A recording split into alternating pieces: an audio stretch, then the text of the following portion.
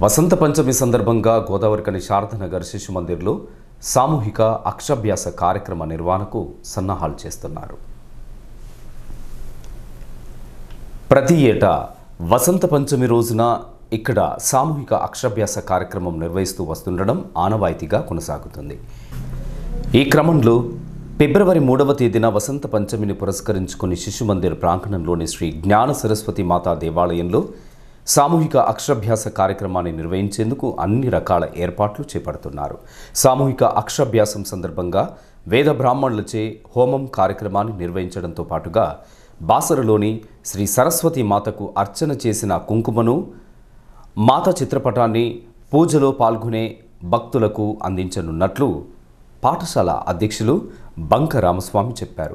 పిల్లల సాంస్కృతిక కార్యక్రమాలతో వేడుకలను ముగించనున్నట్లు తెలిపారు.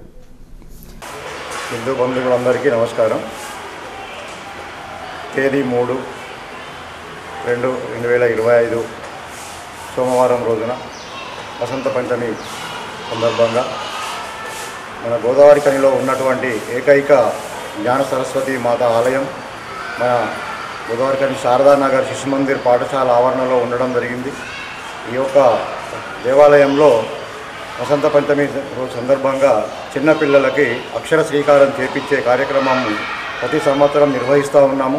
అందులో భాగంగా ఈ సంవత్సరం కూడా మన గోదావరికనిలో ఉన్నటువంటి చిన్నపిల్లల తల్లిదండ్రులు వారి యొక్క అక్షర శ్రీకారం కొరకు గోదావరికని శారదానగర్ పాఠశాల సరస్వతీ మాత ఆలయంలో చేపించి వారి యొక్క జ్ఞాన అభివృద్ధికి అమ్మవారి ఆశీస్సులు తీసుకోవాలని చెప్పేసి తెలియజేస్తూ ఈ యొక్క కార్యక్రమంలో అందరూ పాలుపంచుకొని ఆ అమ్మవారి కృపకు పాత్రలు కాగలరని పాఠశాల అధ్యక్షునిగా మీ అందరికీ సవినీయంగా విజ్ఞప్తి చేస్తున్నాను.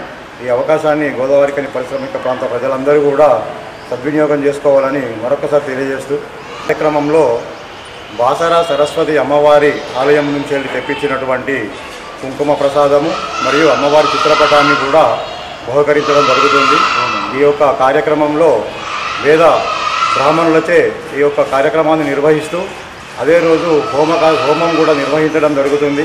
ఈ హోమం కార్యక్రమంలో కూడా పాల్గొని మీ యొక్క పిల్లల అభివృద్ధికి తోడ్పాటు అమ్మవారి ఆశీస్సులు మెండుగా పొందాలని చెప్పి తెలియజేసుకుంటూ ఈ యొక్క అవకాశాన్ని సద్వినియోగం చేసుకోవాలని చెప్పి ప్రతి ఒక్కరిని హృదయపూర్వకంగా విన్నవిస్తున్నాను.